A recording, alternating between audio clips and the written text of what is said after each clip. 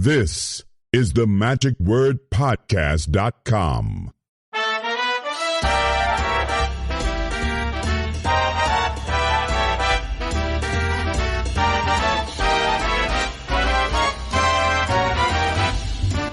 Hello, this is Scott Wells for the magicwordpodcast.com. Thank you again for tuning in to this week's episode as you do week after week. We have so many different guests here, and I'm so glad to share these conversations with my friends, with the rest of the magic world, so this way you get to know these guys and gals a whole lot better as well. So it's just a lot of fun for me and educational as well, and I hope that you enjoy the ride and learn and enjoy this as much as I do. So thanks for coming along. And if you'd like to become a friend of the Magic Word and find out how that you can financially support us and help keep these podcasts going far into the future, please go to themagicwordpodcast.com. There you'll find out all kinds of information, including how that you can help financially support us through your pledges and donations, as well as, of course, just signing up for free to the pod letter, so you learn from week to week who we're going to be having on and some suggestions from the archives. This week, we want to welcome our sponsor, the New England Magic Collectors Association, which is hosting the Yankee Gathering on November the 3rd through the 5th in Westboro, Massachusetts. Be sure and check them out. If you'll go to nemca.com, it'll give you all the information you need. And if you want some more, then hang around, because halfway through this episode, we'll get a chance to talk with Michael Mayo, who's one of the organizers.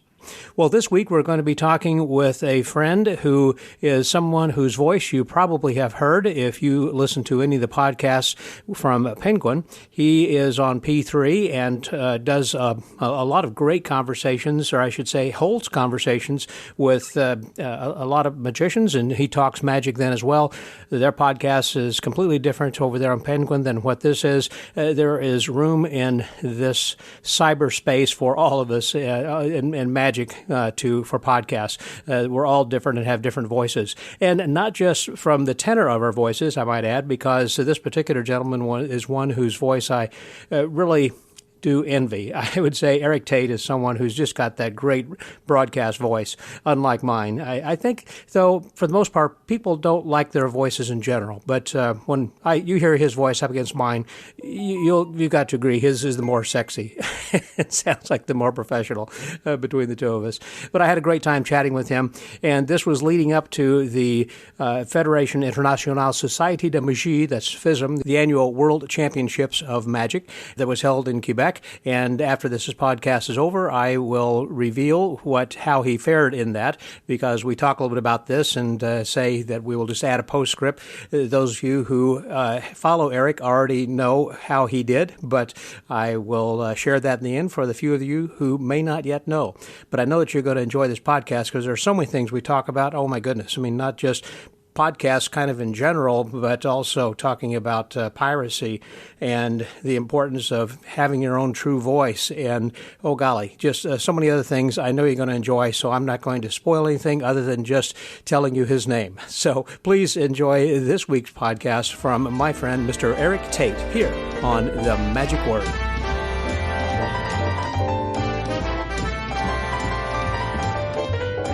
Today I'm with someone who is long overdue. This is a conversation with podcaster on podcaster. It's fun and funny. I have enjoyed this gentleman and his voice, who you will recognize immediately, who works with Penguin, and he is a producer on camera talent as well. When you hear and watch some of the videos, you will see that he's a person who's going to be talking and interviewing the person, getting kind of the details and asking all the right questions, and a person whose voice I wish I could emulate, but I can't.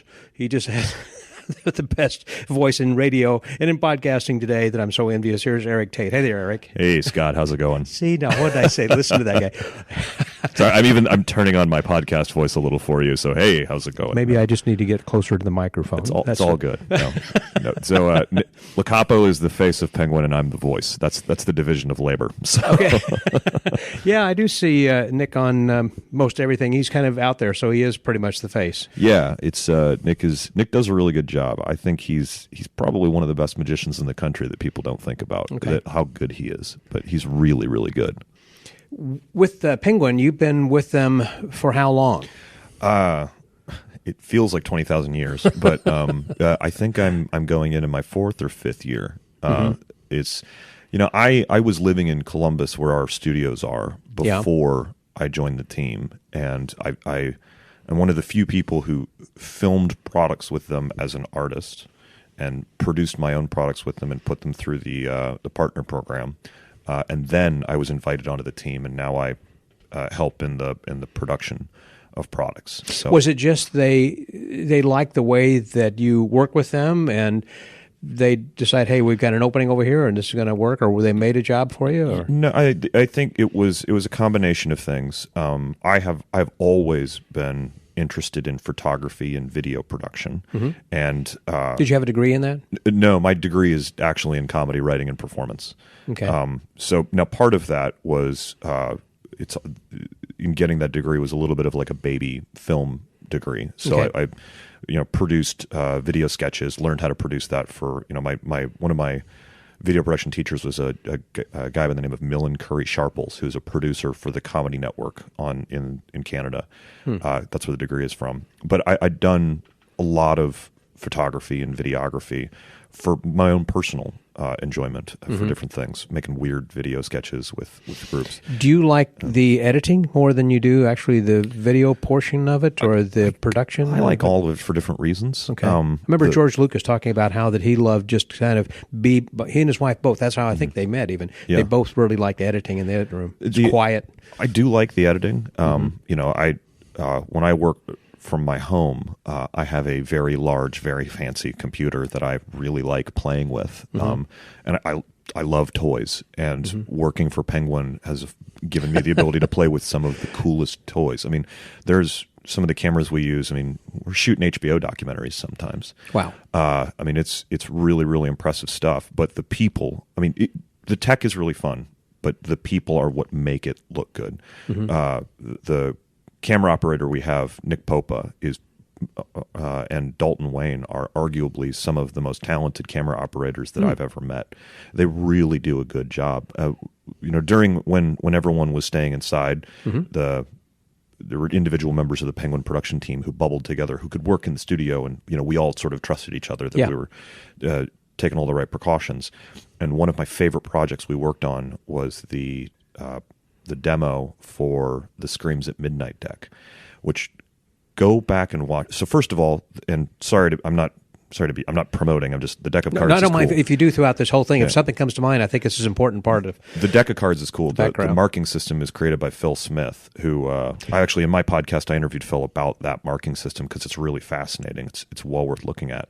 But it was also a bit of a sort of experimental deck from Kevin Raylick. He really wanted to have some 3D stuff with like 3D glasses, and so it's really that you can only see. Yeah. The marking system is interesting because the name of the card is literally printed on the margin, but only half of it is printed, so your brain kind of fills in the rest of it. Correct. It's really neat. I understand. But then the deck, the artwork has got some 3D glasses stuff, like the red blue stuff. But when we set out to make the demo, it was me, Nick Licapo, Nick Popa. It's three magicians who are also videographers who are kind of bored because, we're all locked inside. Yeah. And we had an absolute blast making that. And when you watch it, we actually built a very small Pepper's Ghost illusion and filmed a phantasm, going in front of the deck. We were playing with lots of fog effects. That demo is very purely three people playing. Was it because you had the time during lockdown and you thought some of it was time, but other times, sometimes we approach these demos and we go, this would be really cool to do this. I know Nick is pretty proud of the way the demo for Divine and Conquer came out. It's really interesting. The approach to that, not just writing the pitch and explaining why the trick. What is good. Divine and Conquer?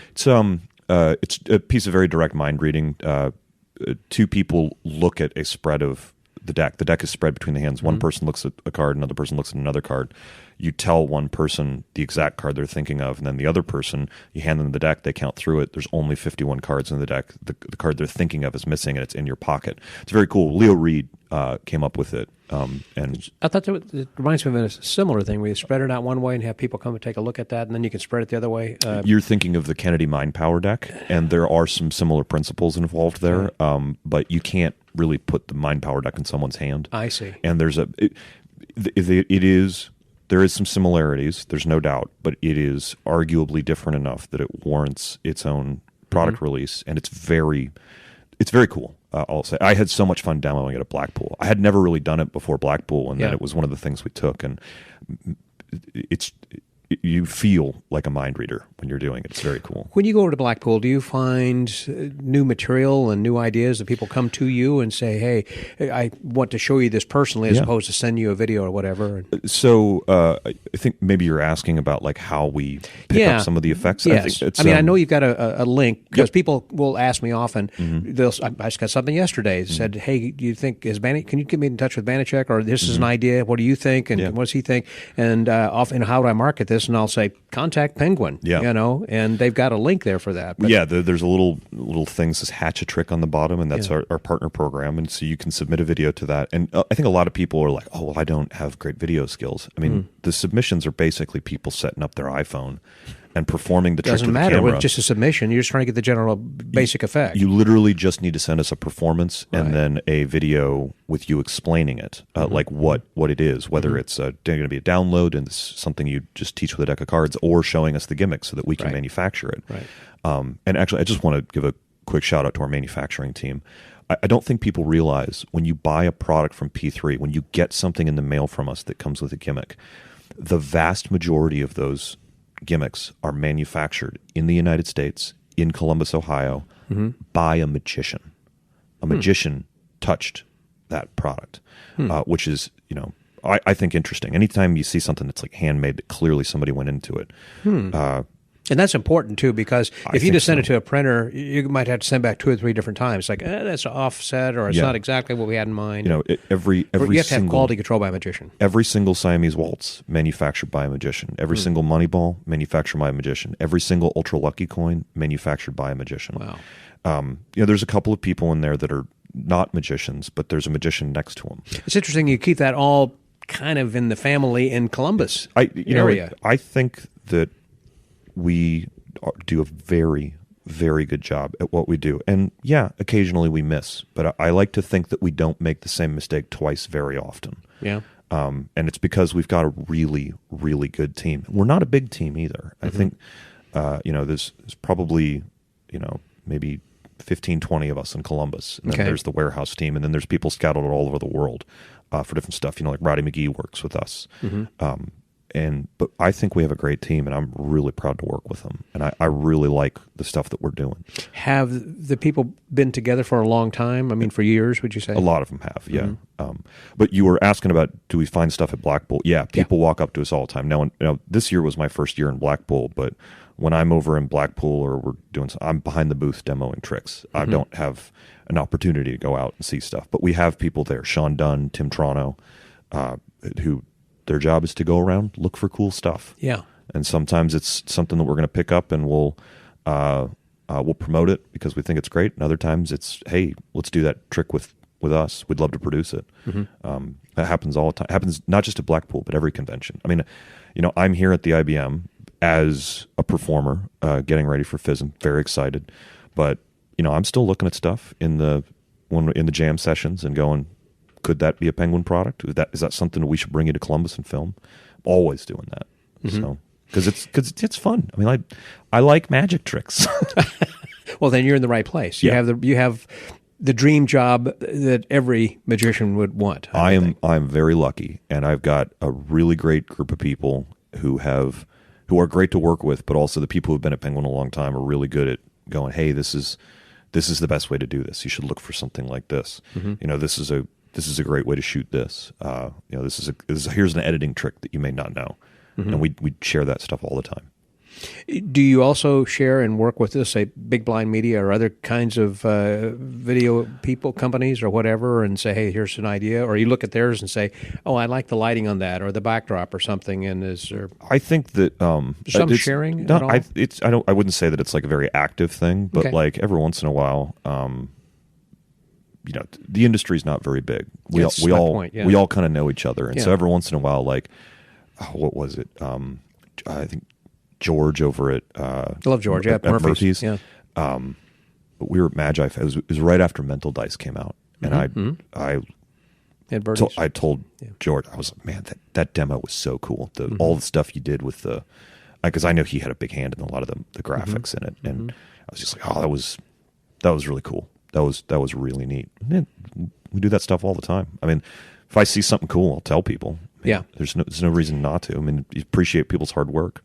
Exactly, and there really is no jealousy or anything or whatever. The only time I'm jealous is when I see something cool come out and I'm like, oh, I really wish I could have shot that. It's like I shot the tutorial and a lot of the demo stuff for Paul Vihil's CBS. Oh, wow. And that was cool. I mean, that was like, Paul's a friend, but also that was really, really cool. Do you have a critical eye from the standpoint when you see something that someone else has shot, where that either A, you might borrow the idea, or B, say, I would have done that differently? I think so, but I think you can't help but be in video production and look at that in not just like other people's stuff. You're watching like television, the behind the scenes on the way they shoot The Mandalorian. Which if you're unfamiliar with how they shoot Mandalorian, you should go check it out. It's amazing. I didn't know there was behind the scenes. I watched the whole series. There's so they've got a giant LED wall that's powered by the Unreal Engine, and so a lot of times when you're watching them with a background, I mean, the actors can see it too. It's not green screen. Oh, wow. That's really important. It's really fascinating. And so, I mean, I'm always looking at that stuff. But I think that's just anyone who's interested in video stuff has that eye. I mean, it's like podcasting, right? Like you and I both listen to other people's podcasts, and you're like, oh man, I probably would have tweaked the EQ on that a little bit differently, or I have called some people. That guy forgot to use a compressor. Yes. Yeah. And I will, I have some friends who are podcasters, and I have contacted them and said, hey, this is a little bit loud here or soft here. I mean, why don't you equalize or whatever? So, yeah. I did interviewed Anna de Guzman in at Magic Live. It's kind of a weird interview just because we both had been teaching at the close-up clinic. Yeah. So it's, you basically just give your lecture over and over again for a small group. Yeah. Well, 3 hours and then lunch break and then another 3 hours. And then we just immediately went upstairs and podcasted, and we sort of got to the end of it. Like, what do we think of it? But she listened to it. She was like, oh, it's so well produced. I loved it. I can't wait to come back. And it was like, oh, it's, nice. She does a lot of media. Like I take that as a compliment. Like, yeah. So. Yeah. So. Are there some conventions you like better than others? I think every convention has its sort of charm and it's different thing. It's different going to it now than it was before I was sort of involved in the industry. I really liked the Tricks convention. I think Scott Robinson does a great job. Last year was my first one, but I'm going back this year again. It's fun. Penguin sends me to some conventions, which is a lot of fun, and then I go to a few on my own when I'm not being booked. But please book me for your convention. I want to come hang out. The Winter Carnival of Magic has always had a special place in my heart, and I think that one's a lot of fun. Why is that a special place? Was it one of your first conventions? Well, it was one of my first conventions. It's where I got interest. I started competing at the Winter Carnival. The Winter Carnival sort of set me on the path to doing what I'm doing these days.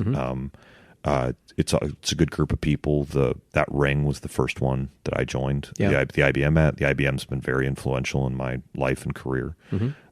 And Tom Vorjahan is one of the guys who puts it together. Yeah. Tom signed my IBM card. And I also think it's a great convention. Pigeon Forge is a fun town. It is. But it's a good convention. It's a great convention. I think everyone should go to it. I was there when they had the Great Storm, and we got snowed in. Yeah. Were you there by chance, or you've been that old enough to have gone back then? Well, I'm 37. And so that was probably about, I remember it was about 1993 or 4. So I wasn't at the convention. I would have been in high school at the time, but I remember that blizzard because we were, power was out in Knoxville for a long time. I remember my parents grilling on the back porch because that was the only way to cook food. You could eat, warm food, Yeah. Yeah, that was something. Without getting into detail, I remember it so well, in which it's like, well, we couldn't get out of the town, and people couldn't get in either. So we were locked away, and so they said, well, let's just have another day of the convention. Yeah. We got enough magicians here, and who wants to do something? Yeah. It was very cool, kind of an impromptu fourth or fifth day, whatever it was. I like all the conventions. I mean, I like the IBM convention. I've been to 4F is always a lot of fun. Yeah, of course. This will be my first FISM in a couple weeks, and I'm looking forward to doing that. I mean, it's going to be different as a competitor than just going, but I'm really excited. Genie was always fun. Magic Live is always a blast. I like them all. In preparing for FISM as a competitor, and you've competed in other Magic contests, we've talked about them before. What is your method for practice leading up to the championships of Magic? I mean, it is the Olympics of Magic, basically. So I've talked about this in a few different areas, and I think a couple different things. One is to be extremely open to other people's ideas. The act that I'm performing is something people have seen before. They've never seen it like this. It is better because I have had advice from the best magicians in the world, and performing the act is really important, and not performing it, not rehearsing it in my house, in my office, wearing my suit, sitting at my table, but actually getting out and doing it in front of live audiences. Where do you find the live audience? I was really lucky that when I qualified for FISM, that theaters across the country reached out and said, we'd really like you to come. I was out, Ben Barnes at the Chicago Magic Lounge had me twice. Would have had me more often, but we just ran out of time. Magic Castle, offered me out. I'm very fortunate that I've got the P3 Magic Theater in Columbus, and we shoved me into every show we could to get ready. But, a lot of it was also making the opportunities. The first time when I got ready to compete at the IBM, I picked up a tip from John George. He actually talks about this in his Penguin Live lecture, which is I basically invited people over to my house to have a wine and cheese party, and I told them I'm going to be performing my act, and I brought another friend over to sort of warm them up so that they will have seen magic, so I'm not hitting them cold. And I passed out a questionnaire form with what did you like, what did you not like, what would you change, did you see anything you felt like you shouldn't have, and filled it out, read every one of them, and we did that probably 8 or 9 times. We did that, but the most important thing for FISM, I think, was I'm in therapy. I see a therapist. I'm very open about that. I have some depression issues that I've had to deal with over long term, and I think everyone should be in therapy. But when I was getting ready for FISM, I talked to my therapist, and I said, look, I get the shakes in front of magicians. You put me in front of a lay audience, and I'll do really difficult, complex sleight of hand without thinking twice. You put me in front of lay people, and I shake like a racehorse. And so she spent some time getting into some sports psychology stuff. And we worked very, very hard on a couple of different therapies and getting my mind right, and it has greatly helped. There's been more preparation for this mentally than there has sleight wise. The act is actually dramatically different than what method wise than what I've done in the past. There was a lot of people have seen a version of this on Fool Us, and the comment from people is your hands go below the table. My hands don't go below the table anymore. I changed the method, re-choreographed it. Fundamentally, the act looks the same, but my hands don't go below the table. And that required the invention of some new sleights and some new approaches. I went really, really deep into card magic's history and found some stuff that people have used, but it turns out that it's something that's talked about but not written down. Really? So I talked to a lot of people. Had to seek out these people to hear from them. Yes, and I did that all kind of, in between FISM North America and now. And then, went to the castle, invited people to look at it, tear it apart, and there's some phases that were problematic, and we worked it out. But it's a combination of being open and having people tell you things that they would do to make it better, and seriously upping my mental game. And to compete in FISM, you have to have won something in North America, or what? Explain the process, I guess, for those who might be interested. So I'll explain the process as I understand it, but I will also put a huge caveat on this: is that I may well be leaving stuff out that I am not aware of. Okay. But as I understand it, as I've read on the website, there are competitions all over the globe that feed into the competitor's slot, and there are FISM competitions, and then there's a couple of competitions that are run by like other organizations. So like the SAM IBM joint convention that happens every couple of years is often a FISM qualifying event. I went to FISM North America, which is put on by FISM for the purposes of qualifying people. There is a submission process to these where your act is reviewed, and then you are either allowed or not allowed to compete. And then in the competition, there is a point scale, and you must score at least 70 points or above. Right. So you can actually take like first or second or third place, but not qualify for FISM if you don't score enough points. After those competitions are done, there's 150 competitors slots in FISM. If there are not enough competitors to fill the 150 slot, those slots go back to the member organizations' presidents, and those presidents are able to select and send people to FISM. So there's like the competition process, and then like the selection process. So like if you weren't able to get to a competition, but you have a FISM Quality Act, you can go to the president of your organization, and then they can write a letter and get you in. I believe that those two processes are how competitors are chosen.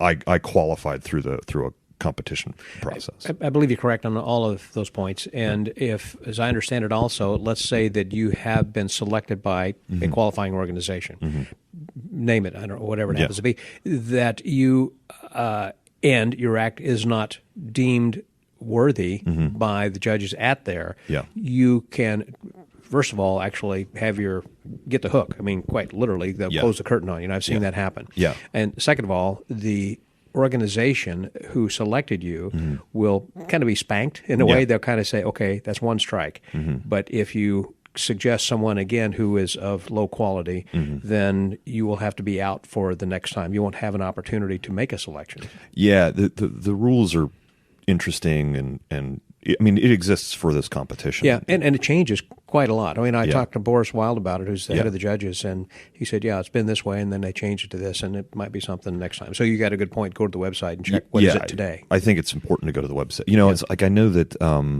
at 4F, when you go to 4F, the time slots for the performers are X amount if you are performing, but they're a different amount if you're a FISM winner. That's true. And I believe that is specifically because the FISM time limit was different than the other time limit.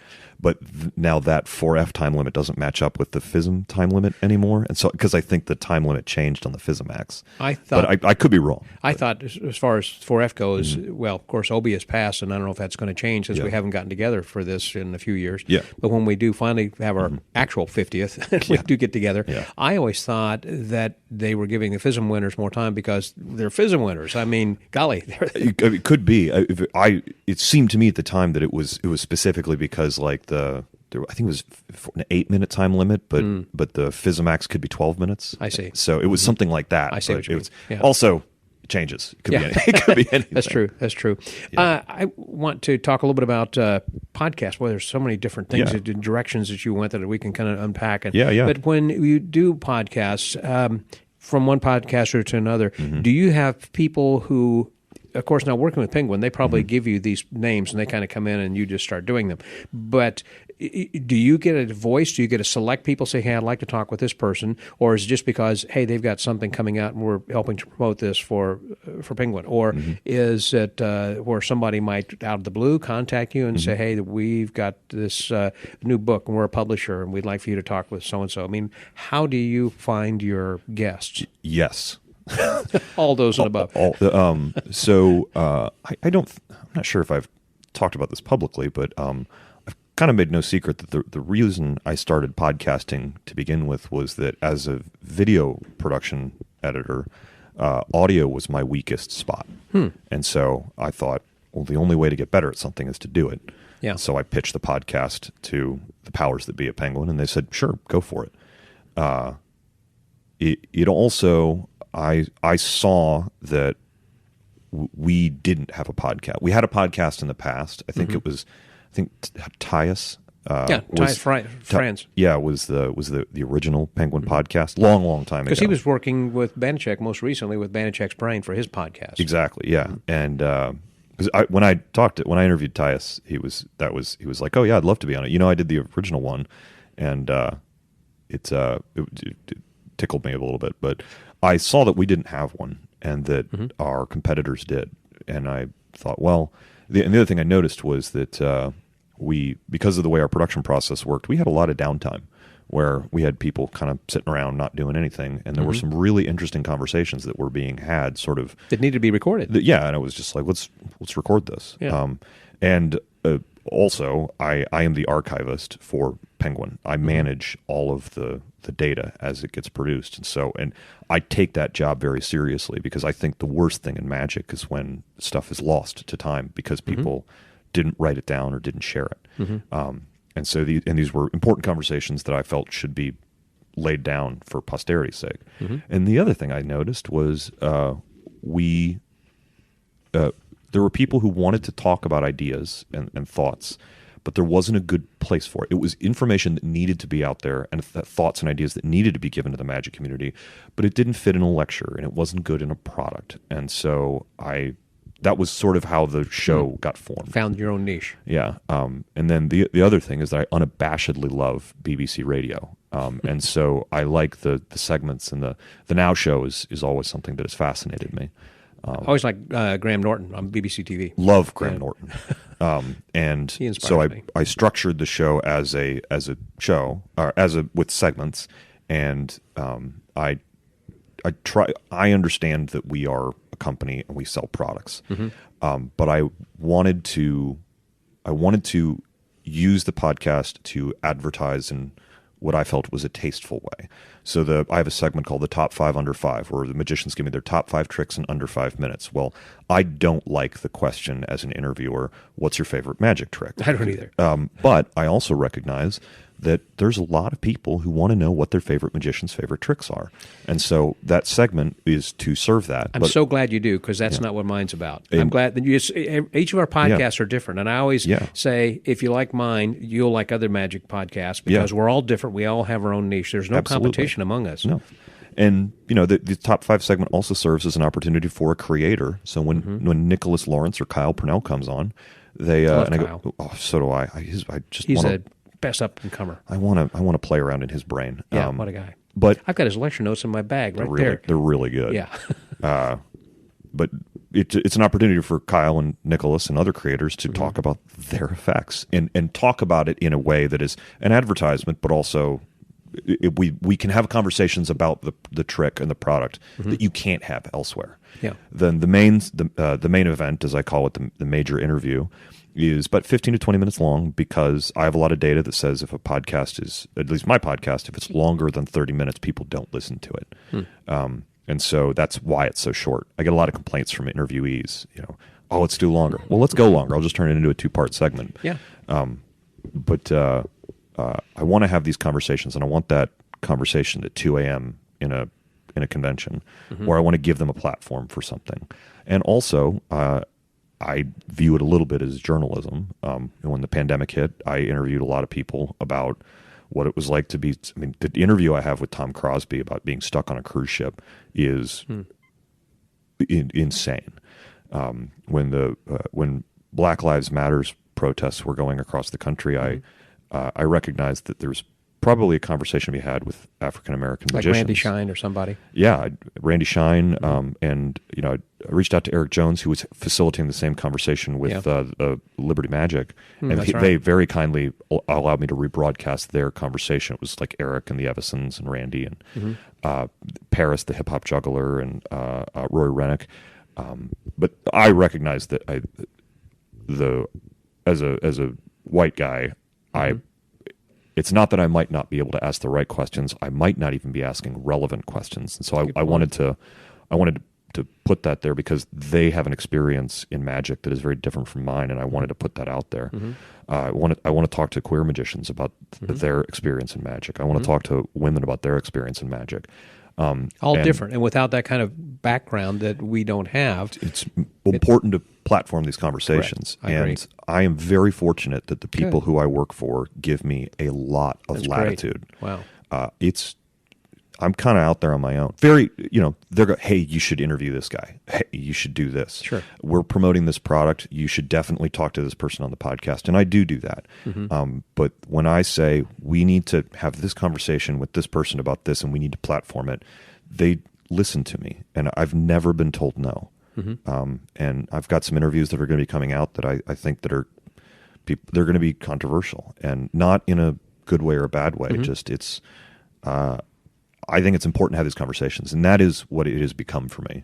The only one I had that would be truly controversial was one I had with Gregory Wilson some years ago. And I remember you set the world on fire with that one. Indeed. Yeah. And that might have inspired Penguin and some others saying, hey, that might be a direction that people are interested in going and hearing these kinds of talks. I don't seek out controversy. Nor do I. But not intentionally. If it happens, I'm not going to shy away from it. Gregory had approached me with this and said, I want to, for the first time in 15 years, this has been out there, and I want to put this to rest. And that just, instead of putting it to rest, it opened up a Pandora's box. Stan Allen has been a really wonderful mentor to me. And he was one of the very early people who, when I started putting it out, he listened to me, and I asked him to be on the podcast. And afterwards, he said to me, You are a publisher now, and you need to remember that when you're putting out your podcast, everyone that comes on is going to have an agenda, and you need to make sure that their agenda and yours aligns. And think about that every time you do an interview. And I genuinely do. And there's only a handful of times I've ever interviewed someone and it's never come out. And it's because same with me. It's because I identified that their agenda was not one that I aligned with mine, and it was really good advice, and I appreciate Stan giving that to me. It's been very helpful in keeping the quality of the conversations up. So even though you would have sought out the individual to say, hey, I think this could be a good conversation, you kind of went in two different directions and decided then later this is not going to be available for publication. It's just not available for publication, and it's not something that I want to put out there. Right. And that happens occasionally. And other times it's just we end up doing it, and then we both have a conversation later, and we're like, no, that was a bad conversation. We're going to take a quick break right now for a word from this week's sponsor, the New England Magic Collectors Association. I have with me now the Vice President of the New England Magic Collectors Association, or NEMCA, who is going to be sponsoring, and he has helped organizing the Yankee Gathering this year, November 3rd to the 5th in Westborough, Massachusetts. Please welcome Michael Mayo. Hey, Mike. Hey, Scott. Thanks for having me. You're welcome. So glad to have you here. Now, tell us a little bit about the convention this year. This year, the convention, we're actually honoring Jim Steinmeier. We couldn't think of anybody more deserving than Jim. He certainly had a long and storied career in magic and magic history, and it is our pleasure to have him as our guest of honor. He certainly is legendary. And this being a collectors association group, this was something I think originally started by Ray Goulet. I know he was intimately involved way back when. Yes, Ray Goulet, Jerry Fields, and Ed Hill really started this convention. And unfortunately, none of those members are around anymore. Although we do try to keep the tradition alive in their honor. Well, that sounds great. And it's going to be in Westborough, Massachusetts. So tell me which hotel and some information about that. Yeah, it's going to be at the Doubletree Hotel. It's only about 20 minutes west of Boston. And we got a packed program this year. We have 11 speakers, an auction, 2 shows, a gala dinner. It's a really a full dealer's room. It's going to be a really jam-packed convention and a fun weekend. It does sound like a lot of fun, and I would encourage people who might live in the area who are going to be driving in to pack your old stuff and bring it along with you, because it sounds like the auction should be a lot of fun then too, for them to turn some magic into gold. Yeah, the auction's always a good time. Everybody always has a good time. Of course, many people spend what they make immediately in the dealer's room, but that's okay too. It's a sickness we all have, Scott. That's why we enjoy going to these conventions. Absolutely. I know that Friday is going to be a full day. It begins on Thursday night then with the wine and cheese reception and everything. So you don't want to miss that, because if you get in late, you're going to miss part of the activities then on Friday for the full day. But on Thursday night, didn't you say, I think we had talked earlier that Jim Steinmeier is going to be giving a lecture then too? He is. He's doing a lecture called the Deceptive History of a Deceptive Art. And you don't want to miss that. So be sure to arrive early, check into the hotel. And it, again, Thursday through Saturday, the 3rd to the 5th of November in Westboro. Well, thank you, Mike, very much. Thank you for having us, Scott. You bet. Good luck with the convention. So that was Mike Mayo with the New England Magic Collectors Association. Go to NEMCA, that's NEMCA.com, for more information and to register today. And now back to the rest of our conversation with Erik Tait. Well, years ago, I have to give a lot of credit to Dodd Vickers, who was the one who put out the Magic Newswire, and who was the one who he did launch my career, because I was working with him. And then when I started submitting some convention reports to him, he published a couple of them and then said, I don't want my broadcast or my podcast to necessarily be the people to think this is where you need to go for a convention. He said you need to have your own, and kind of kicked me out of the nest, and that's what from there. And so that was, gosh, he was back in the 1990s. That's why I called him the Podfather. I mean, he's been around forever, and his archives are great, because he did ask the questions that are relevant, that need to be in the archives, like with Johnny Thompson and Norm Nielsen and whomever else, from the standpoint of saying, how'd you get started in magic? You know, what's your favorite trick? What books you recommend, et cetera. But it wasn't in that kind of a context of a 20-question thing. It was a natural conversation, which back then there weren't many podcasts, and so he could go 2.5 hours and people would listen. You know, I think you have a shorter attention span now. When you say that you have a half hour, it's interesting. I try to keep mine at about an hour. If it goes a little bit longer, fine. But if it goes an hour and a half, I'll break it up into 2 45-minute segments. And the reason being is I've had people say that they listen to this when they're at the gym, they're during drive time. It's a good time to and from work, or if I'm walking the dog or whatever. That's the same. Ours comes out on Thursday at 5 o'clock Eastern Standard Time. And mine's Thursday also. Huh? It is specifically because of drive time. Because most people listen to podcasts. I forget exactly where I read that, but it was something that most people listen to podcasts in their car. Correct. And not elsewhere.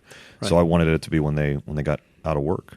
Well, that's why I put mine out at 9 a.m. on Thursdays Central Time.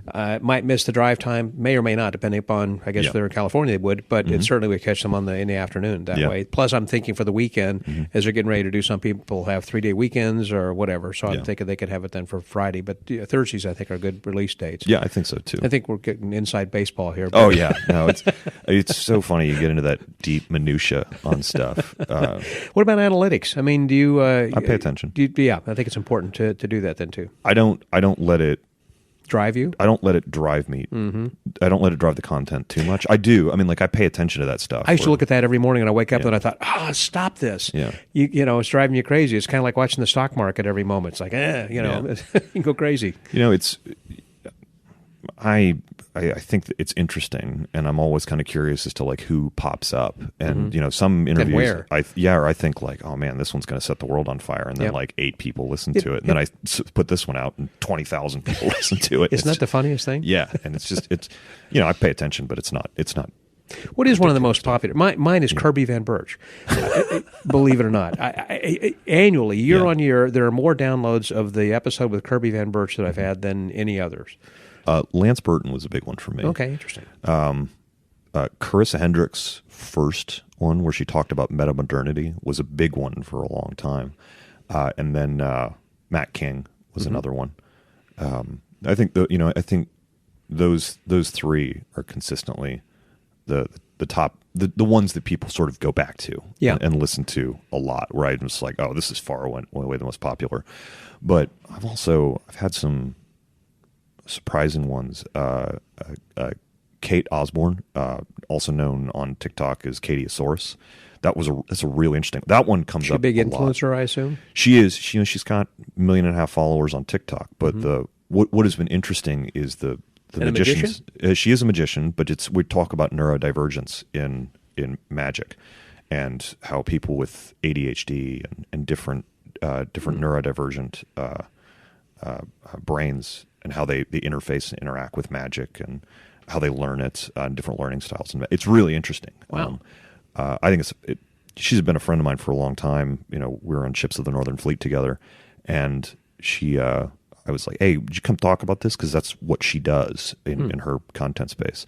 But that one, magicians come up to me and they go, I went and started seeing a therapist or talking to a mental health doctor about this, because I didn't realize that these things in my life were because of this. So it's been really gratifying to hear people getting help because of that episode consistently over and over again. It's good.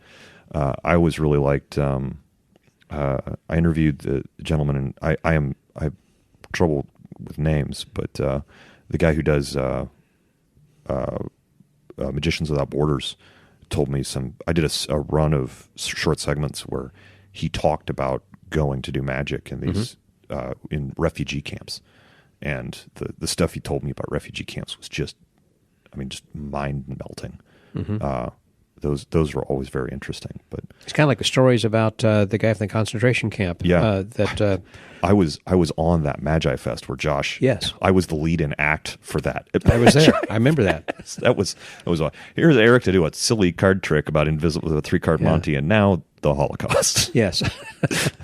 And I had a chance to chat with him, and I'm surprised that one didn't go more viral. Like you said, sometimes you think, oh, this is going to be great. And the stories he told. And I was always sad that I never got to interview him. It's always the people the ones I regret are the people who I haven't been able to get because they passed away. I never got to be a Siegfried. I always wanted to have Siegfried. I did too. I really wanted to get I talked with him personally. I talked with his manager, his assistants, his secretary, his physician. There were different ways and angles, and every time he said no, apparently that the two of them had, after Larry King, he said, that's the only interview we want to do.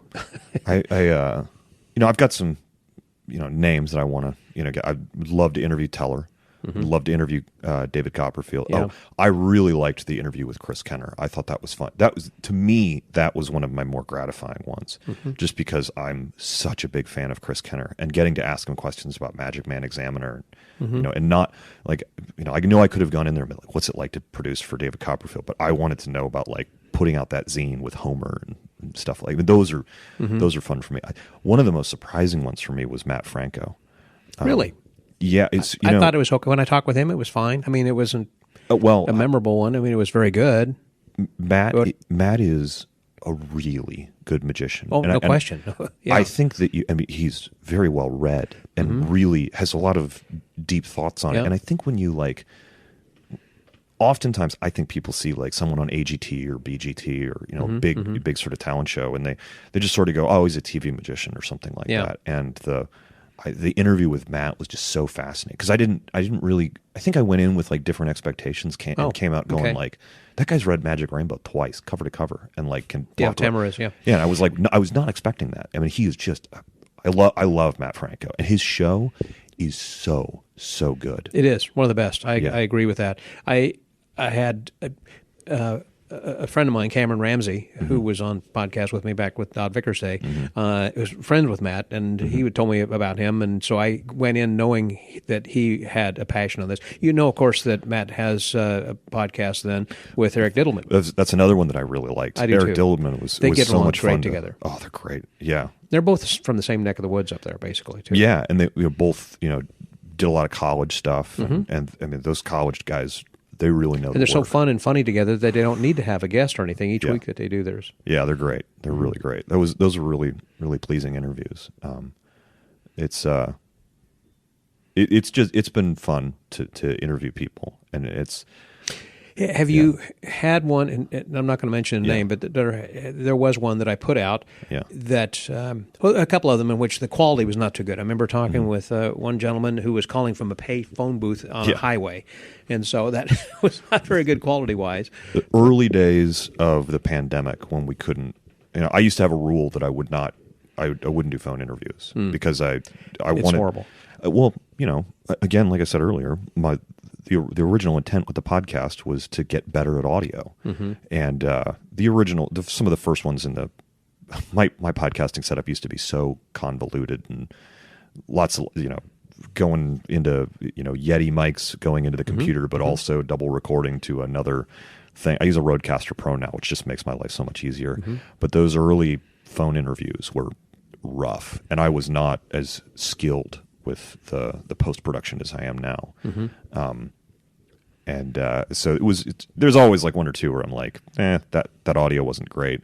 And I've had a couple of people be like, that one sounded weird. And I think it's because I work so hard on the pre-production with everything else that the rest of them sound so wonderful that when the audio quality isn't there, it's tough. It is tough. Yeah. But you have good quality. In other words, that the conversation was great. Yeah. Which was the point of a couple of these that I have had that I've let go anyhow because, like Richard Osterlund, I think we were talking, he was on a cell phone with poor reception and staticky, but good quality stuff when it's like, okay, I've got to put this out. It's good stuff. Oh, Richard's awesome. I really enjoyed filming with him. But I think there's a maxim that I think a lot of video people say, which is that your audience will tolerate bad video, but they won't tolerate bad audio because they'll just turn it off. I mean, that's it. There are other options. That's a good point. It's a lot of things. It's something that comes from YouTube. A lot of people who are YouTube content creators focus very, very heavily on the audio. I mean, like obviously it's a visual medium, but if the video is not great, you'll still sort of muscle through it. But if it's bad audio, they'll just turn it right off. We were talking before we went on to record this about piracy. Oh, yeah. And that is an issue that, first of all, we're not monetizing these podcasts. Other than I use Patreon and PayPal for people to help support this. And you have Penguin behind you, so you really are not soliciting funds, I guess. No. I mean, we have commercial in the middle of it. And I think, observant listeners will notice that it's always a Penguin product. You don't have to be that observant. Yeah. You could be drunk. You think you figured it out. HelloFresh is not sending me download codes. Exactly. Yeah. Squarespace and those. Yeah. Which also is gives me a lot of freedom because I don't have to hustle for money to keep putting it out, which is very helpful. No, piracy is an issue, and I think everyone should go see Andy Gladwin's talk. Yeah, and that is available on YouTube. Can you watch that? Or I don't know. I mean, obviously, Andy and I get along pretty well, and he's done this at some conventions, like at Magi Fest. I saw it at Magi Fest, and I was kind of aware of some stuff that was going on, just because I think he gave it also. He did at Magic Live. The big one was at Magic Live. Yeah, but yeah, I think Andy's doing some really interesting work, and obviously piracy is an issue, and it's don't pirate magic. I mean, it's basically at the end of the day, it hurts the creators, but also the movie industry is a really good one to look at it, right? That thing that comes on before a movie where you're like, this movie created 20,000 jobs. Well, that's the same with the products you buy. Is that if the quality of magic products is a lot different these days than it used to be. I mean, when you go and open up the really nice packaging and it looks cool and it got to you safely and it's not in a plastic bag and it's not made of duct tape and spray paint in someone's basement. People have expectations now than they did before. And working with Banachek's products, I know exactly what you mean. We put our psychokinetic pen just in a Ziploc baggie, basically, in a set of printed instructions that were Xerox. Ultra Lucky Coin, my product, shameless plug, the very first ones were made on bicycle chips with Avery labels that I had printed off and magnets that I'd sourced, and then it went into a Ziploc bag that had a laser printed front that was basically clip art. And then when I sort of released it to the community, I wanted to do a better job, so I had I paid an artist to make the logo, and it went into a tin that I sourced. I got the chips really nicely made, and then when I when Penguin took it over for me, it got another upgrade, and the packaging is gorgeous. It's that nice magnetic closure, and the chips are really nicely protected. The packaging is made specifically to the chip, so there's not like I don't have to like crumple up a piece of paper and put it in the tin so the chip doesn't rattle around in shipping. But it's nice and big and colorful, and packaging has really stepped. I mean, when I got like Anverti's die, and you open up the box and a little light comes on, you know, it's got a drawer and everything. I mean, it's just super. That is the best piece of packaging that's ever been made, as far as I'm concerned.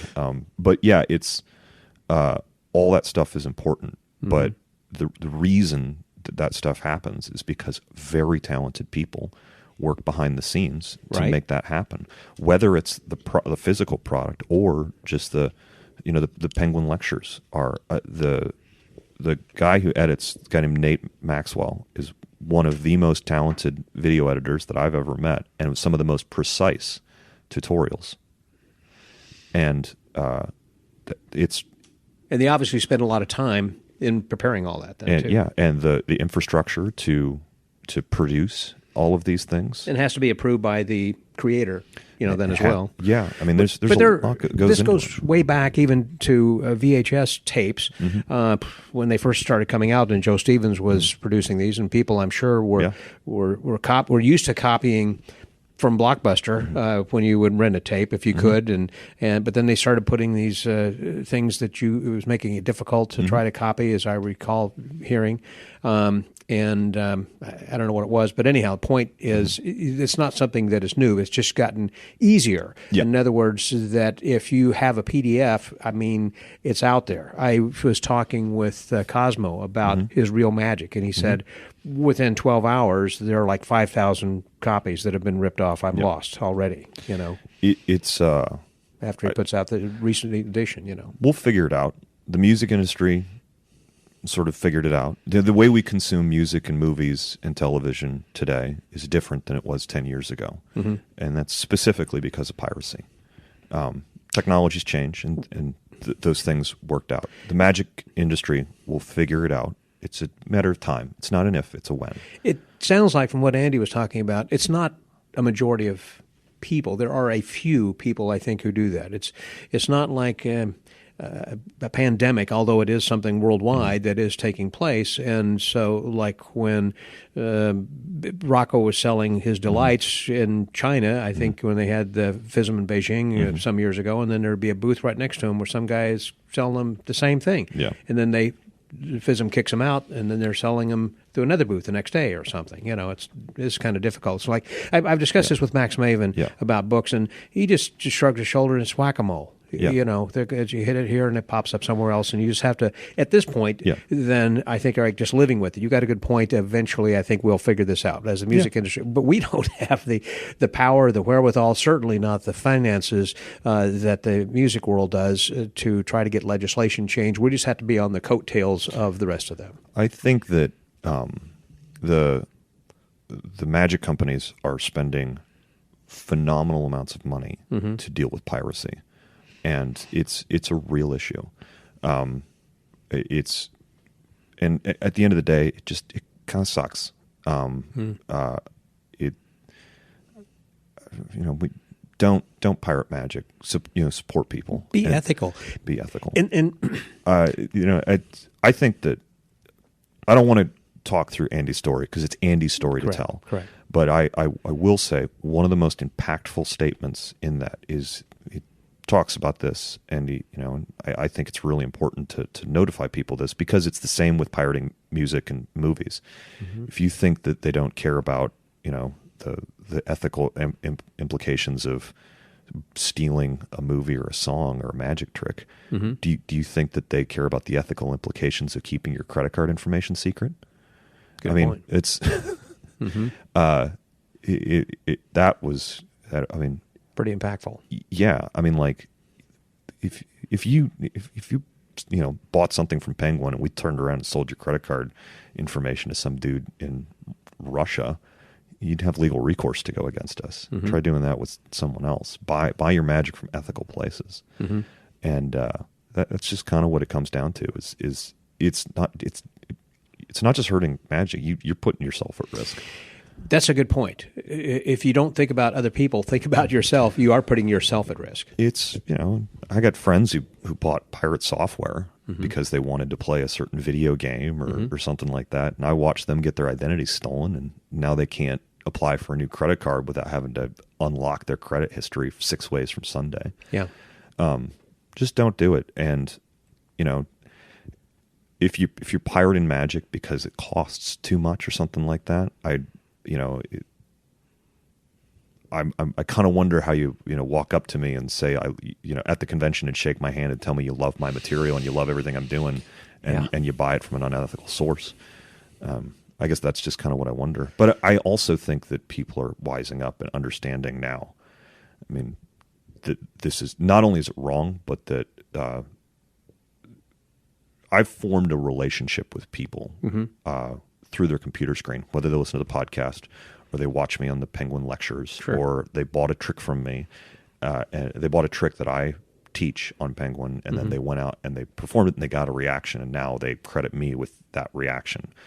And I think people are beginning to understand that they need to not pirate because it's a way of showing respect to somebody that. But it's also a process for people who are new to magic, thinking, hey, they don't know us personally. It's like magicians are rich or whatever. It's like they're making money off of this thing, and so they're not going to miss me ripping off this one thing. It's not until they get to know somebody personally, and then you realize I'm taking money out of their mouths and feeding their children and paying their house.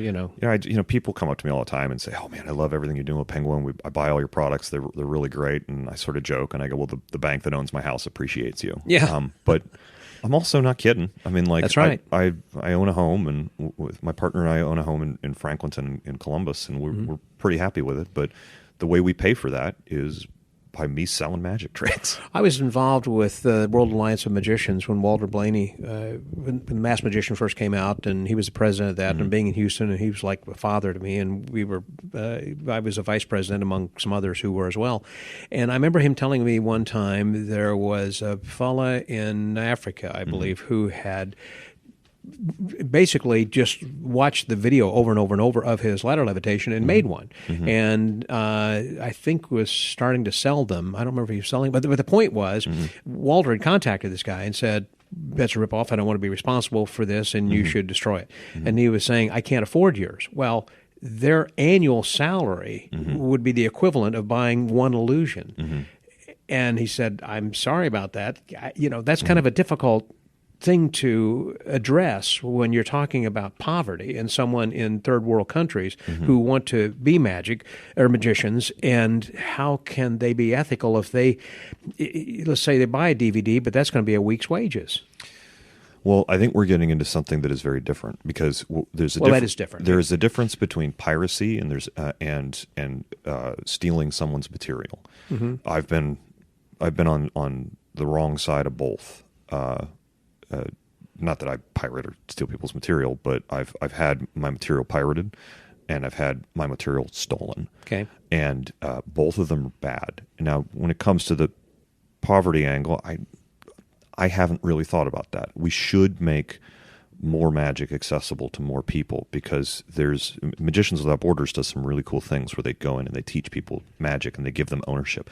Man, one of my favorite lectures I ever did was the lecture for Magicians Without Borders with these kids in Colombia, where they got all these kids cell phones, and we got on a Zoom call, and I taught these kids card tricks, and it was great. And I think that there's a lot we can do, but you're starting to talk now about, getting not just teaching people magic, but also helping out your fellow human and making sure that they can eat, stuff like that. Right. That's a very different conversation. It's a whole different issue. And that is it's a very complex topic that needs to be addressed. And I'm not the guy to do it because I sell magic. Craig Mitchell is working with in South Africa and helping the College of Magic or whatever. Yeah, College of Magic is doing great work. It is amazing. And I remember a couple of guys who had graduated or were members of the college and had come and performed. I think Extreme Magic, XMS or something that he had hosted some years ago. And to see these guys have a lifelong dream who can't afford to come. And anyhow, that is a different topic there. But stealing people's material is, it's not good. And it's, magic is fascinating because, and I can't remember who told me this, but it's one of the only art forms that we learn by imitation, particularly these days. Because you have YouTube to watch. Well, it's YouTube, but also you buy a product and then suddenly you're doing something. And you get your cards printed the next day. Well, yeah, no, I mean like you buy a DVD, you buy it because early on I was sounded a lot like Jay Sankey because I bought a Jay Sankey DVD and I would do Jay's routine. Sure. And it's fine. I mean, that's obviously part and parcel with buying something. And that's a process you go through as well. But artists did that, like with, I don't care, Degas or whomever else, they paint like them and then they learn their own from there. But you got to start someplace. As a result, what ends up happening is that I think a lot of people sort of blur, when they start wanting to come up with their own stuff, they blur the line where they're looking, where they watch a magician in a show and they go, oh, that's a good line. I'm going to use that line. That's not okay because that's that magician's line. When you buy the routine, you are buying the rights to perform it. When you watch someone perform, you are not buying the rights to perform their routine or their effect. You're not buying anything if you're just watching it. It's true. I have a background in stand-up comedy, and it is the height of you may as well accuse someone of murder if you accuse someone of stealing a joke. And I don't think magicians understand that lines in a show are the same as a comedian's joke. They're hard won. I've had people actually at this convention come up to me and go, oh, I use that line of yours from your Foolish act. Don't do that. Yeah, it's not like thank you. It's like don't. Yeah. So, yeah, that's not a compliment. Yeah, I'm not quite sure how we got here, but yes, don't do other people's routines. Don't do other people's material. Be creative. Look at what they did. And it's hard to be creative.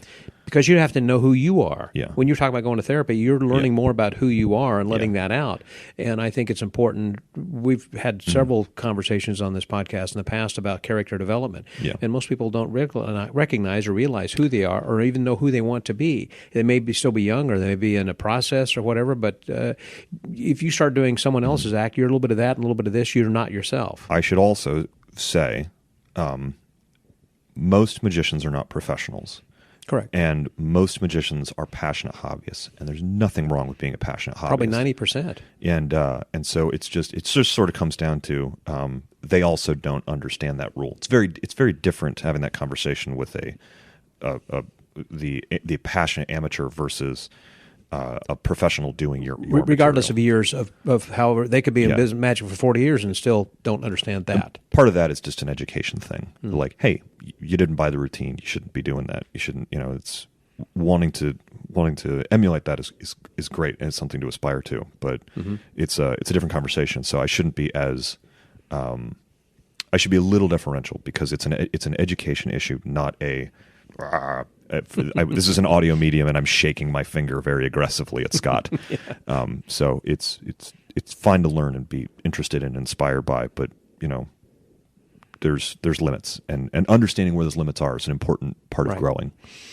Any and everything that we've been talking about for this last hour could be its own individual direction for a different podcast. I'm a bit rambly. I apologize. No, well, me too, and that's the whole point of this. So that's what conversations are about. And I appreciate having the conversation with you. It's been great that we've taken us. That we've gotten together, but sorry it's taken so long for us actually to do this because we do see each other. And I'll see you again at Tricks and up in Quebec then as well. I wish you great luck. Now, by the time that this podcast comes out, outcome will have been decided. Well, you can postscript this. Okay. Yes, I can. So best of luck to you. Thank you. On that. So the name of my podcast, as you know, is called The Magic Word. I always ask, what is the philosophy of life? What is it that you live by? What's important in your life? Try to be better now than I was in my 20s. Okay. What if somebody's in their 20s? Try to be better. try to live a life that you won't regret when you're in your 30s. or later, 50s or 60s, where you can't get a job still because, still got that on my record. Just be a good human. That's human. the plan, is to just be a good human. That's great. Well, and you are. You've accomplished that. You're doing a great job. Thank you. Thank you for all you do. And I enjoy P3. And for people who want to go and tune in, where do they go to find that? Go to podcast.penguinmagic.com. We're also on all of the different social media, or all the different stuff. So Apple, Google Play, Amazon, Spotify, everything. Spotify, all those stuff. Just look up Penguin Magic Podcast and we come right up. Other than that, you can find out more stuff on penguinmagic.com. And if you want to come see a live show in Columbus, Ohio, see the best magicians in the world for almost nothing, go to p3magictheater.com and you can find out where you can come to the Penguin Studios and see how we make the stuff. But more importantly, sit in our brand new, gorgeous theater and see a great magic show. Wow. I want to sign up for that. That sounds great. You should. You actually come to our theater. It's beautiful. Thanks, Eric, very much. I've enjoyed it. Thank you. So for the Magic Word Podcast, that was Erik Tait. This is Scotty out.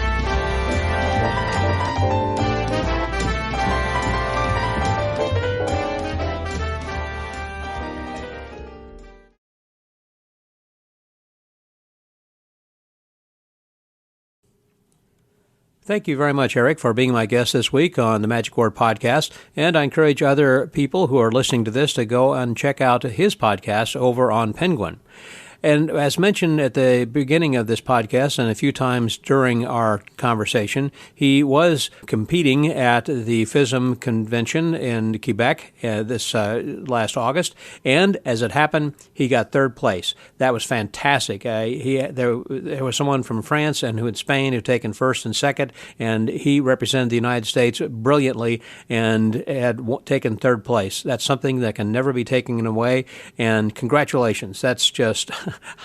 it's so amazing when you stop to think about that. In the entire world of third place card magic, best card magic or magician in the world. Way to go, Eric. I am so happy and proud of you, my brother. That's great. So there you go. And so hopefully as you are listening to this will be encouraging to you listeners perhaps to consider putting together your own act and consider competing on lower levels until perhaps you too might be in the future an award-winning FISM award-winning act as well.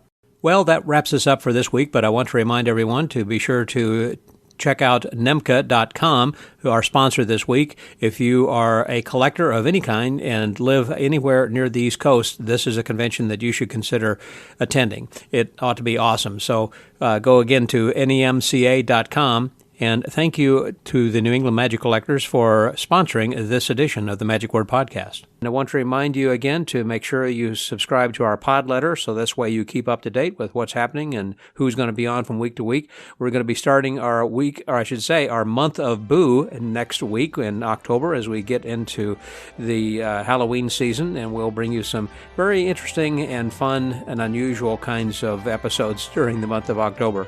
So be sure to come back for those.